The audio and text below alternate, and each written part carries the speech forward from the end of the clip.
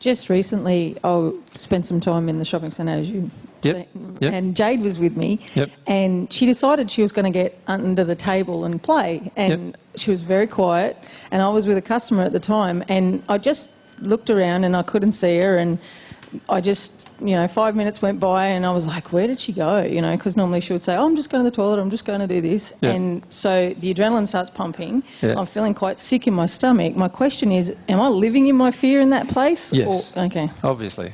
Okay. Yep. You're feeling some fear, but you're living in it. The underlying cause. The underlying cause is not being experienced, which is you're afraid of her life. You're afraid of her potentially being harmed. You're afraid of some child molester grabbing her and taking her away. That's the real fear, not that fear that you're actually living in, which is the fear. Where is she? Where is she? Where is she? That's covering a lot deeper issues. Okay. Yep. Thanks. Yep. If we just pass the mic back one row.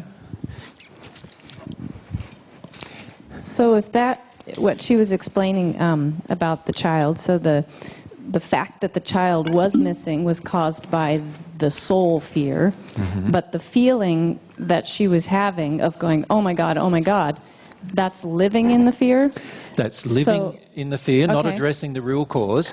And as a result of that, she's in denial of the real cause, which means the real causal fear is being fully expressed and therefore fully felt by all of her environment. Okay, so what would be dealing with the fear?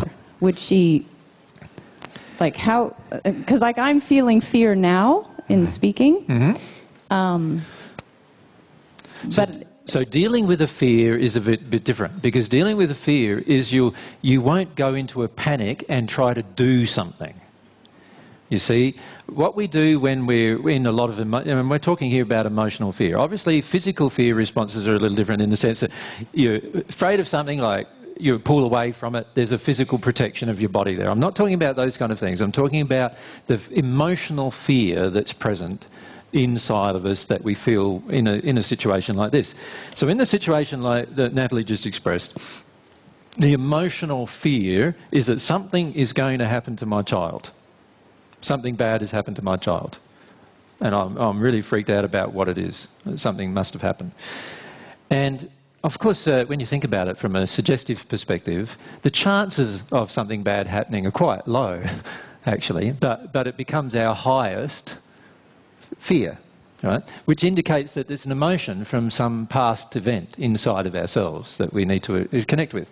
So if we act and try to find the child, right, without dealing with the fear, without actually feeling the fear, the reality is there's a high likelihood we won't find the child. There's also a high likelihood that we're going to push the child even further away, because fear does that. Fear rejects. Fear pushes things away.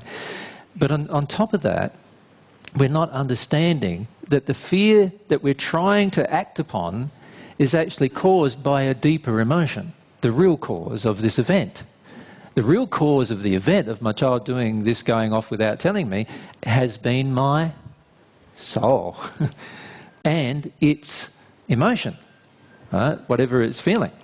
And so what we need to come to terms with is that actually if I act in this moment, and if I act in accordance to my panic, then all I'm doing is denying the cause and trying to solve the effect, right? Which means, as I said earlier, I'm going to create another event of a similar type down the track that may even be worse in its nature than this particular event, that is attracted to me in this particular moment, so that I can access the actual cause that created this particular event. Okay, Does everyone understand that? Yeah. a little bit more on that. So as I'm feeling this fear come up right now, Yep. what is the best thing for me to do? Well, just what you're now doing. See, that's the right thing to do. So you let just straight away into the grief of the fear, and that's the thing to do. Just feel it like that. That is a beautiful thing to do. And as you do that, now you're feeling it instead of denying it. Does that make sense? That's all you need to do. So the anxiety part of it is living in it, but this feeling that I'm having now come up is actually dealing with the cause? Exactly. It's getting you closer to the actual causal emotion. And you see, what we're doing is we hold ourselves, with fear what we do is we hold ourselves in a stoic place. You understand what I mean? You hold yourself in a place where you don't feel the underlying emotion that needs to come out before you'll access the cause of this fear that you experience. So if you get up in front, or you know, got a mic in your hand, and you begin to speak, and you can feel that there's fear there, and then you shove it all back down without going into those the fear tears, I'd call them, without going into that, then what's happening is that you are shutting down the underlying cause of the fear that you're experiencing. Now, intellectually, you think, oh, no, I'm just trying to ride the wave of it and get over it because I want to ask this question. But the reality is you've just shut down your soul to ask the question. Whereas now your soul's open asking the question. Very different. Does that make sense?